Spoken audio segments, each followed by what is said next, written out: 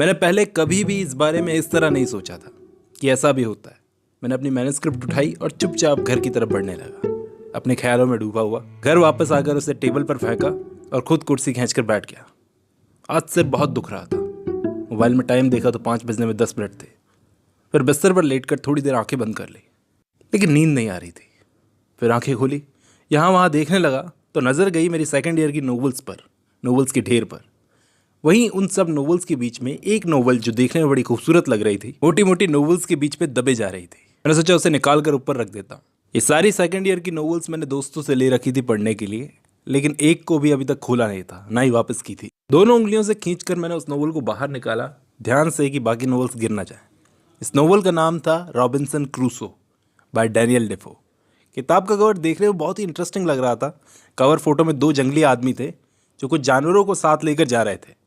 इस किताब की मैंने समरी तो पढ़ी थी, लेकिन अभी इसको पढ़ने का, टेक्स्ट टू टेक्स्ट पढ़ने का कष्ट अभी तक लिया नहीं था। और आज इस किताब को देखकर चेहरे पर मुस्कान सी आ गई। मैंने इस किताब से बोला, न जाने कब से लाकर तुझे रख रखा है और तूने अब तक मुझे खुद को पढ़ने पर जोर नहीं दिया। तुझे ना पढ़ूं तो तेरा अपमान होगा। कहकर मैंने किताब उठा ली और सोच कर कि देखे तो सही आखिर क्या लैंग्वेज यूज़ करते हैं ये लोग। ऐसा क्या सीरियस है इनकी नोवेल्स में जो मैं लिख नहीं सकता।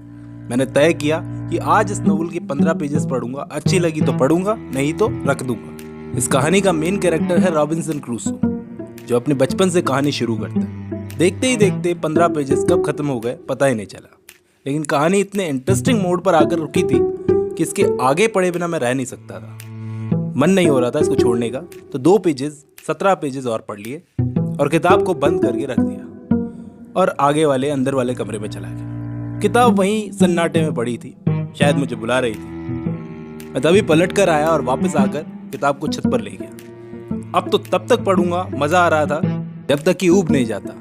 रात के 8 बजे तक मैं उसे पढ़ता रहा। शाम को 5 बजे से लेकर के रात को 8 बजे तक मैं पढ़ता रहा। मैंने उस किताब को आधे से थोड़ी खत्म कर दी थी, फिर उसे बंद कर दिया। को डिनर के बाद पार्क में जाकर भावना को फ़ोन लगाया। बहुत दिनों बाद आज भावना से बात हो रही थी। कैसी हो? ठीक हूँ, मुझे तुम्हारी चिंता लगी रहती है। यार तुम बहुत अच्छी हो। क्यों? आज क्यों मक्खन लगाया जा रहा है? कुछ लिखा है क्या तुमने? हाँ लिखा तो है, सुनाऊँ? अगर मैं मना करूँगी तो नहीं सुनाओगे? अगर वो हंसने लगी और मैंने कहानी सुनाना शुरू की। देखो सुनो भावना, इस कहानी का नाम है रॉबिन्सन क्रूसो। ये सुनकर वो बोली, अब देसी किस्से खत्म हो गए हैं कि जो तुम्हें विदेशी कहानियाँ लिखने का शौक चढ़ा? तुम्हें सुननी है? अच्छा बाबा सुनाओ। इसके बाद मैं उसे रॉबिन्सन क्रूसो की कहानी सुनाने लगा जहाँ तक मैंने पढ़ी थी। जहाँ तक मैंने किताब को पढ़ा था सारी उसे सुना डाली और अब उसके रिएक्शन का इंतज़ार कर रहा था। इसके आगे की कहानी कहाँ है कबीर? अभी इतनी लिखी है, कैसी लगी?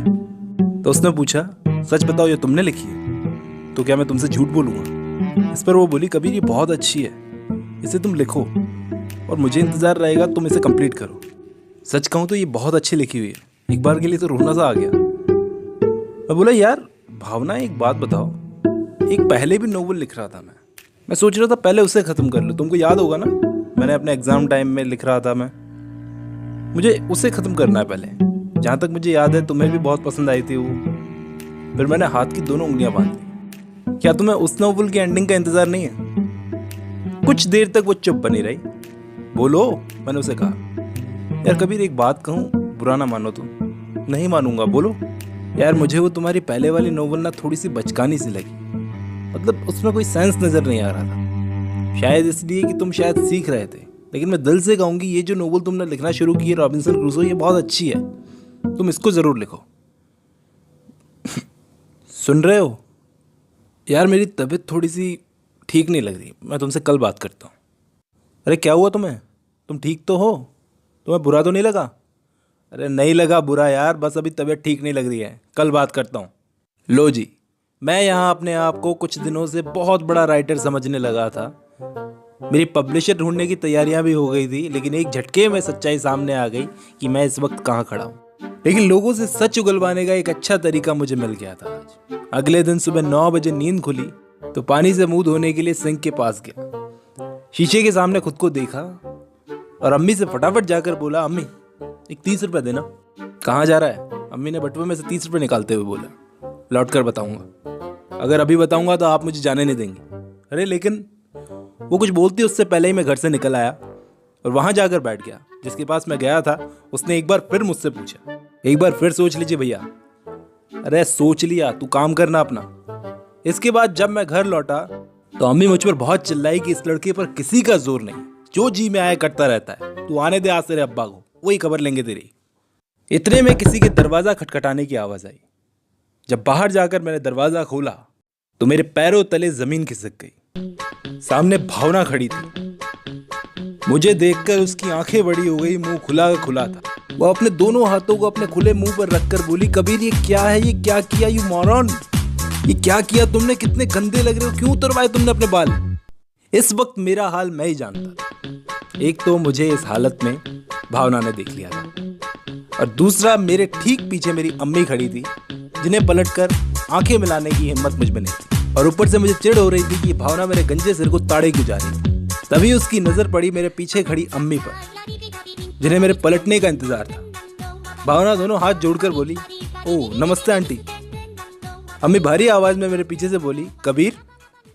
पता नहीं क्यों आज अम्मी की आवाज मुझे गूंजती सी सुनाई पड़ रही थी, कबीर कबीर कबीर। मैं पलटते ही बोला, अम्मी ये मेरी दोस्त है भावना। जैसे ही अम्मी ने निकाला अपने मुंह से, तो आज ऐसा लगा जैसे भावना के जाने के बाद मेरी शामत। इसके बाद अगला सीन ये था कि मैं, भावना और अम्मी तीनों एक साथ हॉल में बैठे थे, और ऐसा महसूस हो रहा था जैसे कि मैंने कोई गुनाह कर दिया जिसकी कोई माफी नहीं है, केवल सजा थी। इसलिए मेरी निगाहें नीचे जमीन को ताक रही थी।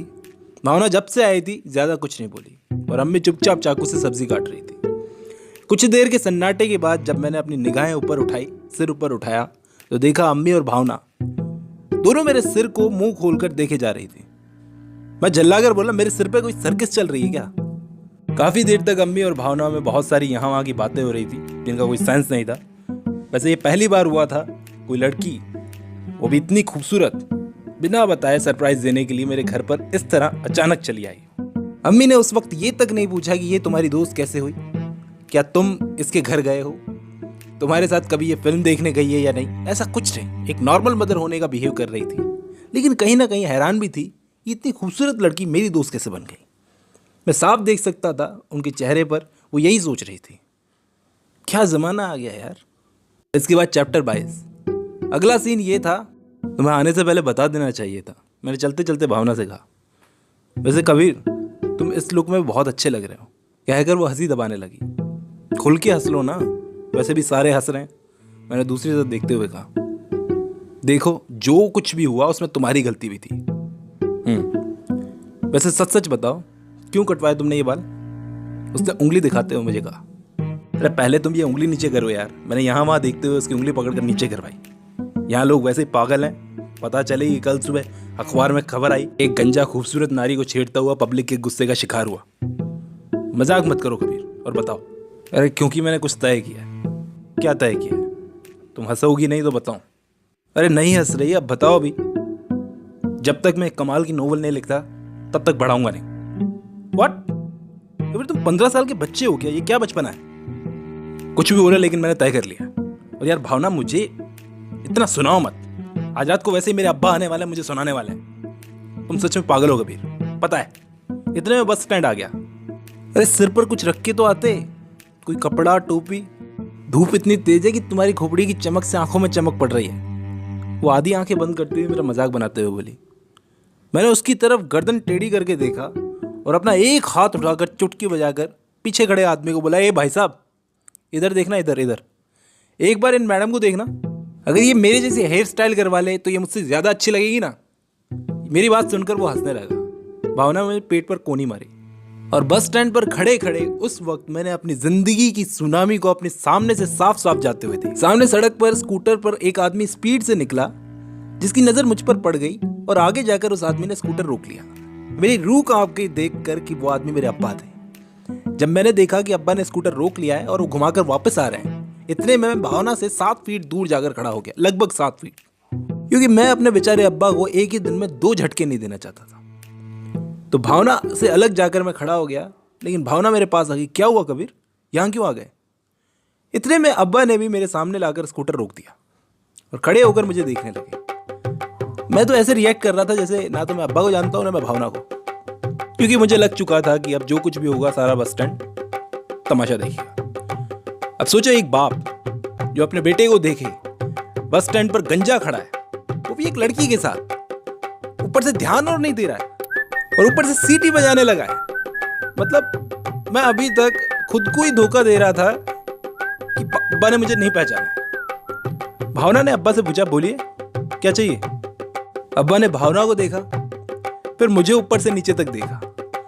भावना ने धीरे से मेरे कान में बोला, तुम कुछ बोलते क्यों नहीं इस आदमी को, देखो कैसे घूरे जा रहा है। मेरा आज दिन बहुत खराब था, बहुत ही खराब। बहुत हिम्मत करके मैंने अपने गले से आवाज बाहर निकालने की कोशिश की, लेकिन नहीं निकली। इतने में अब्बा बोले, भाई साहब ये गणेशम प्लाजा किधर को पड़ेगा। मैंने अपनी उंगली से इशारा करते हुए बता दिया कि सीधे जाकर दाएं मुड़ जाओ। मुंह से कुछ नहीं बोला, उंगली से इशारा करके। अब्बा बोले, शुक्रिया भाई साहब, वैसे ये हेयर स्टाइल अच्छा है आपका, मेरे बेटे ने भी करवाया ऐसा ही। कहकर उन्होंने अपना स्कूटर स्टार्ट किया और चले गए। उनके जाते ही भावना बोली, देखो अब ऐरे गहरे लोग भी तुम्हारा मजाक बना रहे हैं। भावना, वो ऐरा गहरा आदमी मेरे अब्बा थे।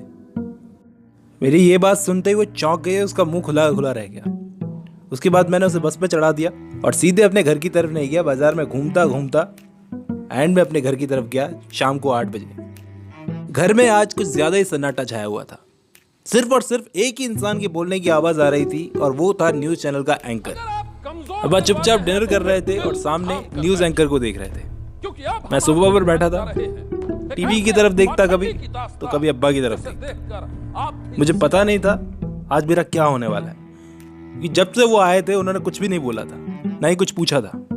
और अम्मी बिस्तर पर बैठी मेरे सिर को घूरे जा रही थी और सामने न्यूज चल रही थी, कहना ना मानने पर एक बाप ने ली अपने ही बेटे की जान, जिसे देखकर मेरा तो खून सूख गया। ठीक उसी वक्त अब्बा ने टीवी बंद की और अम्मी से बोले, छुरी देना। इतने में मैं बोला, अब्बा ये छोटी सी बात पर छुरी की क्या जरूरत है। वो बाहर से एक सेब ले गया, बट सेब खाते हुए उन्होंने सवाल पूछा, क्या जरूरत आन पड़ी मेरे चांद जैसा चांद बनने की। चांद, छी अब्बा मुझे चांद मत बोलो यार, ये तो बेइज्जती की इंतहा हो गई। बस स्टैंड पर लड़की के साथ खड़ा होकर अपने ही बाप को नहीं पहचान रहा था, तब कहाँ गई थी ये शर्म। वो अब्बा, मैंने कुछ सोचा है। क्या सोचा है? जब तक मैं कुछ बन नहीं जाऊंगा तब तक बाल नहीं बढ़ाऊंगा। और बाल नहीं बढ़ाने से क्या होगा? अब्बा ने सीरियस लुक देते हुए पूछा। फिर कुछ सोचने लगे, फिर उन्होंने पूछा, तू क्या कर रहा है बेटा, तुझे आगे क्या करना है, कुछ सोचा है? क्या करेगा, कैसे करेगा, कुछ भी? अब्बा मुझ पे भरोसा रखो बेटा, पूरा भरोसा है, जो भी करे दिल से करना। उन्होंने उससे ज़्यादा कुछ नहीं बोला। मुझे पता था वो ज़रूर मेरी बात समझेंगे। इसके बाद मैं अंदर कमरे में गया, टेबल पर बैठकर रॉबिन्सन क्रूसो को फिर से पढ़ने लगा। मुझे उस किताब को पढ़ते पढ़ते वक्त का पता ही नहीं चलता था। रात होते होते मैंने पूरी किताब पढ़ डाली। इस किताब को ख़त्म करके वाकई एहसास हुआ कि बहुत कुछ सीखना बाकी है अभी। पार्क में तो तुम्हारे फादर ने तुम्हें कुछ कहा तो नहीं? भावना ने मुझसे फ़ोन पर पूछा। डर तो मुझे लगा, लेकिन वो कुछ नहीं बोले। फिर मैं बोला, भावना कल जो तुम्हें कहानी में सुना रहा था रॉबिन्सन क्रूसो, हाँ मुझे पता चल गया वो तुम्हारी नहीं थी। मैंने गूगल किया था, पता चला। मैंने आज उस किताब को पूरा पढ़ा यार, मुझे तो रोना ही आ गया। मैंने कहा, तो मुझे भी सुनाओ, मुझे भी जानना है आगे स्टोरी में क्या हुआ। इसके बाद मैंने रॉबिन्सन क्रूसो की पूरी कहानी उसे सुनाई। पूरा सुनने के बाद एंड में उसके मुंह से निकला, वाह। मैंने कहा, यार ये होती है स्टोरी, मुझे बहुत कुछ सीखना है अभी। अभी ऐसे तो बहुत सारे नॉवेल्स हैं, क्या तुम सब पढ़ोगे? हाँ, सब कुछ।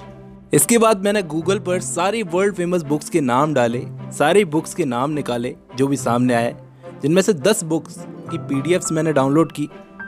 जो भी बुक्स मेरे पास थी हार्ड कॉपी में, जैसे कि ब्रेव न्यू वर्ल्ड, पढ़ने के बाद में मुझे लिटरेचर के एक नए टाइप के बारे में पता चला। उसके बाद the great Gatsby, Lolita, a tale of two cities, great expectations, the catcher in the rye जैसी नॉवेल्स को पढ़कर मेरी आंखें जो अब तक आधी खुली हुई थी वो पूरी तरह से खुल गई थी।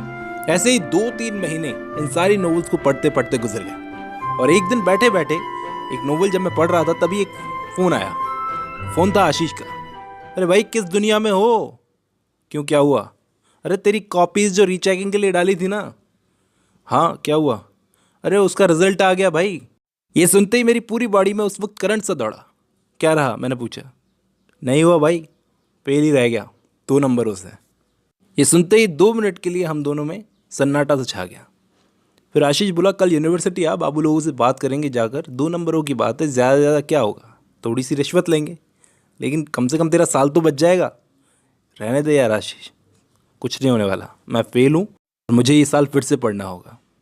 हम ही बेवकूफ़ है जो तुम्हारे पीछे पागल हुए जा रहे हैं। बोल रहा हूँ ना, कल सुबह यूनिवर्सिटी आ जा चुपचाप।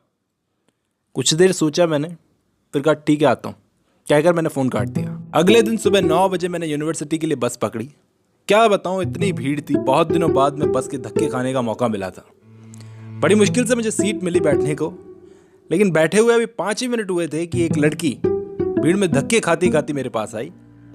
पहले तो मैंने उस पर ध्यान नहीं दिया, साफ दिख रहा था वो सीट मांगने के लिए खड़ी थी, लेकिन मैंने अपना मुंह खिड़की की तरफ कर लिया, ये सोचकर कि हम लोग भी धक्के खाकर जाते हैं यार, वैसे भी बड़ी मुश्किल से सीट मिली, मैं तो नहीं दूंगा।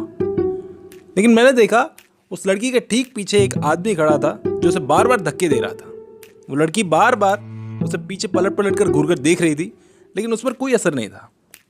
आसपास इतने लोग तमाशा देख रहे थे, लेकिन एक में भी हिम्मत नहीं थी कि उस आदमी को कुछ बोले। अगर उनकी खुद की बहन बेटियां होती तो खून खौल जाता सालों का।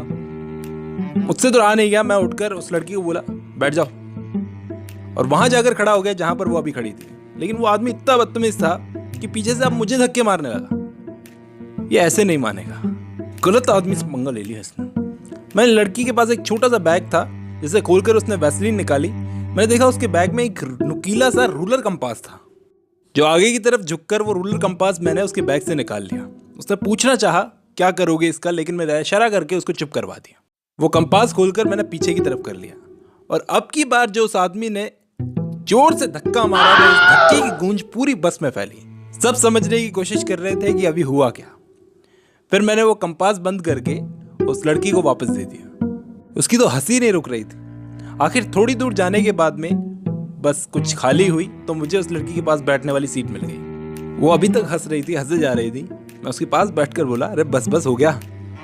इतने में मेरी सीट के पास एक और लड़की आकर खड़ी हो गई। शायद इस लड़की को भी बैठने की सीट चाहिए होगी, और मुझे पता चला वो जो मेरे पास में लड़की बैठी है ये उसकी दोस्त थी।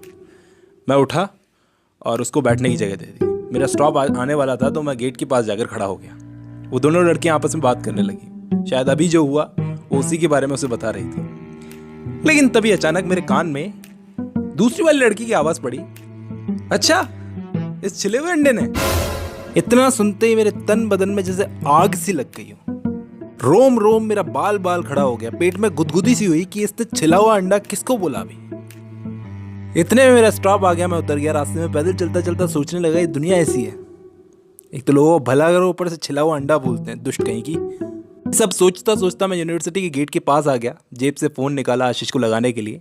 तभी नज़र पड़ी कि वह यूनिवर्सिटी के गेट के पास चौकीदार से खड़ा होकर बात कर रहा था। और इसके बाद का सीन ये था कि आशीष मुझसे बोला, मतलब तू इन्हें बढ़ने से पहले ही कटवा देता है। अंदर जाते हुए उसने मुझसे पूछा। हाँ, मैंने जवाब दिया। तेरे घर वाले कुछ नहीं बोलते? उसने हैरानी से पूछा। यार तू छोड़ना, क्यों मेरे बालों के पीछे पड़ गया है? रूम नंबर पता किया तूने? हाँ, एग्जाम इंक्वायरीज के लिए रूम नंबर 24 में सुरेंद्र चौधरी नाम का कोई बंदा बताया। इसके बाद हम लोग जल्दी जल्दी रूम नंबर 24 की तरफ बढ़ने लगे। रास्ते में देखा रूम नंबर 24 के बाहर की तरफ कुछ बोरियां पड़ी हुई थी जिनमें कुछ छेद थे। साफ दिख रहा था कि उसमें एग्जाम कॉपीज पड़ी थी। मैंने बोरियों पर हाथ मारा और बोला, देख ला आशीष, ये अपना भविष्य बोरियों में बंद है। और चलते चलते हम लोग आ खड़े हुए उस कमरे के बाहर जिसके अंदर हमें जाना था। गर्दन उठाकर ऊपर देखा तो एक गहरे लाल कलर के सर्कल में पीले रंग से लिखा हुआ था रूम नंबर 24, जिसके अंदर घुसते ही हम लोगों को सरकारी सी फीलिंग आई जो पहले भी कभी कहीं आई थी। सरकारी सा कमरा, सरकारी फर्नीचर, सरकारी बाबू लोग, और इन्हीं सरकारी फाइलों के बीच में कहीं दबा हुआ मेरा भविष्य। यहाँ वहाँ भागते हुए सरकारी स्टूडेंट्स और चर चर करते हुए मोटे मोटे सरकारी पंखे। आशीष ने वहाँ पर चलते हुए एक आदमी के कंधे पर हाथ रखकर पूछा, ये भाई साहब, ये सुरेंद्र चौधरी भाई साहब कहाँ मिलते हैं? उस आदमी ने अपने कंधे से आशीष का हाथ झटका और बोला, सुरेंद्र चौधरी भाई साहब कोई जलेबी हैं क्या जो कहीं मिलेंगे? वो यहाँ इस टेबल पर बैठता है और वो मैं हूँ, समझे? मैं हूँ सुरेंद्र चौधरी। बोलो क्या काम है? बोलकर वो अपनी कुर्सी सरकाकर वहाँ पर बैठ गया। हमने सारी बात उसे बताई, जिसे सुनकर वो बोला, भाई ये काम मुझसे ना हो पाएगा। रूम नंबर 41 में जाओ। ये कहाँ पड़ेगा रूम नंबर 41? मैंने पूछा। ऊपर वाले माले पर, राइट साइड। उसने जवाब दिया और हम दोनों सीढ़ियाँ चढ़कर ऊपर की तरफ गए। रूम नंबर 41 में पहुंचे, जहां बाहर गार्ड खड़ा था। वो बोला एक साथ 2 जने अंदर अलाउड नहीं है। अकेला आशीष अंदर गया और जाकर बाबू से बात करने के बाद में 5 मिनट बाद दूसरी टेबल पर गया, जिसमें एक मोटा सा आदमी बैठा था। आशीष पर ध्यान नहीं दे रहा था। उसने आशीष को दूसरी टेबल का रास्ता दिखा दिया। फिर एक टेबल से दूसरी टेबल, दूसरी से तीसरी, तीसरी से चौथी, यहाँ वहां भागने के बाद आखिर आशीष की एक बाबू से बात होने लगी। आशीष बार बार उसे समझा रहा था, लेकिन वो बोला हम कुछ नहीं कर सकते भैया इसमें, कहकर वो आगे बढ़ गया और चलता चलता बोला यूनिवर्सिटी ने जो रिजल्ट निकाल दिया वही फाइनल रिजल्ट है। फिर से एग्जाम्स देकर ही पास हुआ जा सकता है। 2 या 4 नंबर, जितने भी नंबर उसे रहा हो। आखिर बहुत देर तक समझाने के बाद भी वो नहीं माना। तब आशीष ने उसे पैसों की बात की। सर जो भी लगेगा हम दे देंगे, बस 2 नंबर बढ़वा दीजिए। लेकिन वो नहीं मान रहा था, उल्टे आशीष पर ही वो बिगड़ गया। यहाँ मैं बाहर खड़ा सब कुछ देख रहा था कि कैसे मेरा 1 साल बचाने के लिए वो लड़ रहा था। वहीं खड़े खड़े मैंने तय कर लिया कि साल बचे ना बचे, इस लड़के को कहीं जाने नहीं दूंगा। इसके बाद वो बाहर आया और आते ही मुझ पर चिल्लाया, साले 2 नंबर और नहीं ला सकता था तू? चल बैठकर बात करते हैं, मैंने उससे कहा। दोनों यूनिवर्सिटी के बाहर आकर एक बेंच पर बैठ गए। चुपचाप बैठे थे। काफी देर तक दोनों में कोई बात नहीं हुई। इतनी देर चुप रहने के बाद आशीष खुद बोला, अरे तू वो स्टोरी लिख रहा था ना, खत्म कर दी तूने? मैं दूसरी तरफ देख रहा था। बोलना, खत्म कर दी क्या? फिर पूछा और उठकर मेरे चेहरे की तरफ आया तो मुझे देखकर बोला, अरे तो रोने से क्या मिलेगा? मैं रोने लगा था। अरे रोने से क्या मिलेगा भाई?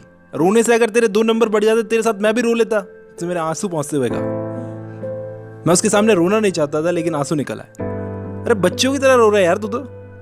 लोगों की इतनी प्रॉब्लम सॉल्व करता है यार, खुद पे आई तो बच्चों की तरह रोने लगा। चुप हो जा। 2 नंबरों के लिए नहीं रो रहा मैंने उससे कहा। तो किस लिए मेरी शर्ट गीली कर रहा है? उसने पूछा। मैंने फिर आंसू पहुंचते हुए उससे कहा, यार आशीष आज मुझे अफसोस हो रहा है यार, तू लड़की क्यों नहीं है या अपन दोनों गे क्यों नहीं है? अगर तू लड़का नहीं होता ना तो कसम से सही बोलता हूँ आज मेरी बीवी होता। कहकर मैंने दोनों हाथों से उसका चेहरा थाम लिया।